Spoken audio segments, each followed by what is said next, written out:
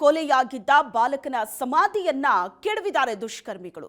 ಗಲಾಟೆ ಬಿಡಿಸೋದಕ್ಕೆ ಹೋಗಿದ್ದಕ್ಕೆ ಸಂಕೇತ್ನ ಕೊಲೆ ಮಾಡಿದ್ದ ಅನ್ಯ ಕೋಮಿನವರು. ಶಿವಮೊಗ್ಗದಲ್ಲಿ ಬಾಲಕ ಸಂಕೇತ್ನ ಅನ್ಯ ಕೋಮಿನ ಬಾಲಕರು ಕೊಲೆ ಮಾಡಿದ್ರು. ಸಂಕೇತ ಸಮಾಧಿಗೆ ಅಳವಡಿಸಿದ್ದ ಫೋಟೋವನ್ನ ದುಷ್ಕರ್ಮಿಗಳು ಒಡೆದು ಹಾಕಿದ್ದಾರೆ.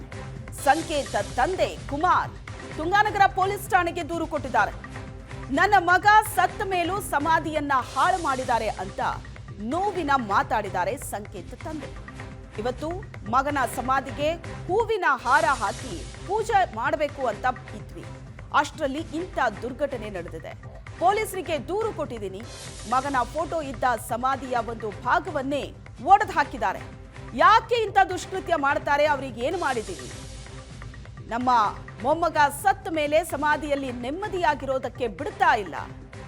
ಸಿಎಂ ಸಿದ್ದರಾಮಯ್ಯನವರೇ ನಮಗೆ ನ್ಯಾಯ ಕೊಡಿಸಿ ಅಂತ ಸಂಕೇತ್ ತಾತ ಕೇಳ್ಕೊಂಡಿದ್ದಾರೆ. ಅನ್ಯ ಕೋಮಿನ ಯುವಕರಿಂದ ಕೊಲೆಯಾದಂತಹ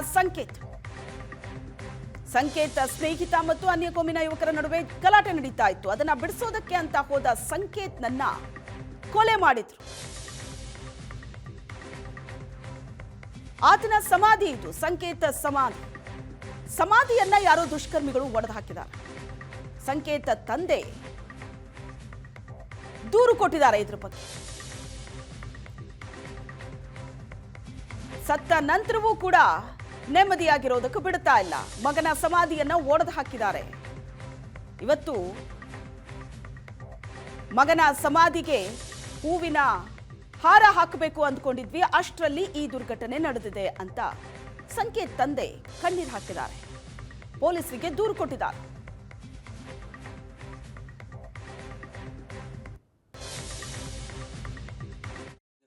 ಮೊಮ್ಮಗನ ಸಮಾಧಿ ಹೊಡೆದಾಕ್ಯಾರ ಅಂತ ನಮ್ಮ ಚಿಕ್ಕಮ್ಮನಿಗೆ ಫೋನ್ ಬಂತು. ನಮ್ಮ ಚಿಕ್ಕಪ್ಪ ನಾವು ಎಲ್ಲ ದಿಢೀರಂತ ಹೋಗಿ ನೋಡಿದ್ರೆ ಹೊಡೆದಾಕ್ಯಾರ. ಇದ್ದಾಗಲೂ ನೆಮ್ಮದಿ ಇಲ್ಲ, ಈಗ ಹೋದ್ಮೇಲೆ ಅವರು ನೆಮ್ಮದಿ ಬೇಕಲ್ವ ಸರ್.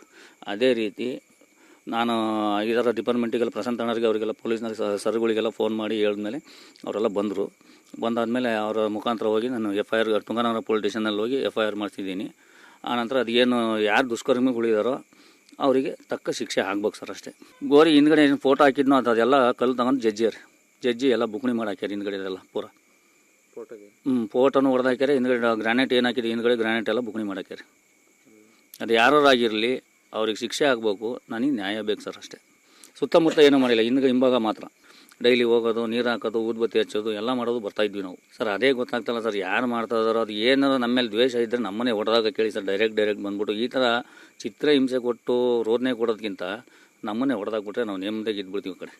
ಯಾಕೆ ಸರ್ ಈ ಥರ ಚಿತ್ರ ಹಿಂಸೆ ಕೊಡ್ಬೇಕು ನಮಗೆ? ಏನೋ ಒಂದು ಮಕ್ಕಳು ಹೆಂಡ್ತಿ ಊಟ ಮಾಡ್ತಾಯಿಲ್ಲ, ಅವ್ರಿಗೆ ಒಂದು ನೆಮ್ಮದಿ ಇರಲಿ ಅಂತಂದೇಳಿ ಏನೋ ತಮಾಷೆ ಮಾಡ್ಕೊಂಡು ಮಾಡ್ಕೊಂಡು ಅವ್ರಿಗೆ ಊಟ ಮಾಡ್ಕೊಂಡು ಹೋಗ್ತಾಯಿದ್ದೆ. ಮತ್ತು ಈ ಥರ ಆದರೆ ನಮ್ಮ ಮಗಳು ಹೆಂಡ್ತಿ ನಮ್ಮ ಅಮ್ಮ ನಮ್ಮ ಅಪ್ಪ ಯಾರು ಊಟನೇ ಮಾಡ್ತಾಯಿಲ್ಲ ಸರ್. ಈ ಥರ ಆದಮೇಲೆ ಊಟ ಮಾಡೋಕ್ಕೋ ಇನ್ನು ಮಾಡ್ತಾರಲ್ಲಿ, ಅದಕ್ಕೆ ಏನು ಮಾಡ್ಬೇಕು ಸರ್?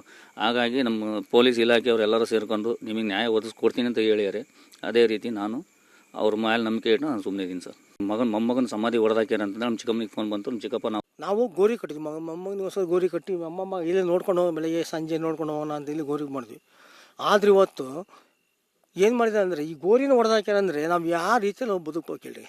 ಬರೀ ಕೂತಿದ್ವಿ ಅವ್ರಿಗೆ ಚೆನ್ನಾಗಿ ದುಡ್ಡು ಚಟಗಳು, ಈ ಓಸಿ, ಇದು ಗಾಂಜಾ. ಈ ಗಾಂಜಾ ಇಲ್ಲಿ ಗಾಂಜಾ ಹೊಡೆದ ಮಾಡೋದು, ಮತ್ತು ಬೇರೆ ಯಾರು ಮಾಡಲ್ಲ. ಫೋನ್ ಮಾಡೋಣ ನಿಮ್ಮ ಅಮ್ಮ ಒಂದು ಪೂರಿ ಯಾರೋ ಗೋರಿ ಹೊಡೆದಾಕ್ಬಿಟ್ಟೆ ಬನ್ನಿರಿ ಅಂತ. ನಾನು ಬಂದು ನೋಡ್ತಾ ಗೋರಿ ಹೊಡೆದಾಕ್ಯಾರ. ಯಾವ ಸ್ಥಿತಿಲಿ ನಾವು ಏನು ಹೇಳೋಕೆ ಸಾಧ್ಯ? ನೀವೇ ಮೀಡಿ ಮಾಡ್ಬೇಕು. ಯಾವ ಸ್ಥಿತಿಯಲ್ಲಿ ಈ ಸ್ಥಿತಿ ನೋಡ್ರಲ್ಲ ನೀವೇ. ಈಗ ಈ ಸ್ಥಿತಿ ಎಲ್ಲರೂ ಇದೆಯಾ? ನಾವೆಲ್ಲ ಹೋಗ್ಲಿ, ಊರು ಚೆನ್ನಾಗಿರಲಿ, ಊರು ಮನೆ ಚೆನ್ನಾಗಿರಲಿ, ಏನೋ ಮೊಮ್ಮಗ ಹೋದ, ಊರು ಚೆನ್ನಾಗಿರಲಿ, ಊರು ಹಾಳು ಮಾಡಬಾರ್ದು, ಯಾಕೆ ಬೇಕು ಸುಮ್ಮನೆ ಹೋಗ್ಲಿ, ಆಗಿದಾಯಿತು, ಗೌರ್ಮೆಂಟ್ ಇದೆ, ಕಾನೂನು ಇದೆ, ನೋಡ್ಕೊಂಡು ಹೋಗಿ ನಮ್ಮ ನ್ಯಾಯ ಕೊಡಿಸ್ತಾರೆ ನಾವು ತಿಳ್ಕೊಂಡ್ರೆ ನ್ಯಾಯ ಎಲ್ಲಿದೆ? ಗೋರಿ ಹೊಡೆದಾಕ ಅಲ್ಲಿ ತನಕ ಬಂದಿದೆ, ನ್ಯಾಯ ಎಲ್ಲಿ ಸಿಗತ್ತೆ ನಮಗೆ? ಆ ಫೋಟೋ ಗೀಟೋ ಎಲ್ಲ ಹೊಡೆದಾಗಿ ಇದು ಮಾಡಿದೆ. ಫೋಟೋ ಗುರು ಸರ್ ಬಂತು ಹೋದ್ರು ಡಿಪಾರ್ಟ್ಮೆಂಟ್ ಕೊಡಿ ನ್ಯಾಯ ಕೊಡಿಸಿ. ಏನು ನ್ಯಾಯ ಕೊಡಿಸ್ತಾರೆ ಸರ್ ನಮಗೆ? ಗೋರಿ ಸೂಕ್ತ ತನಿಖೆ ಆಗಬೇಕು. ಇದು ರಾಜಕೀಯ ಹೇಳ್ತೀನಿ, ಈ ಥರ ಸಿದ್ದರಾಮಯ್ಯನವರೇ ಈ ರಾಜ್ಯದ ಮುಖ್ಯಮಂತ್ರಿಗಳೇ ನಮಗೆ ನ್ಯಾಯ ಕೊಡಿಸ್ಬೇಕು. ನಾವು ಗೋರಿ ಕಟ್ಟಿದ್ವಿ.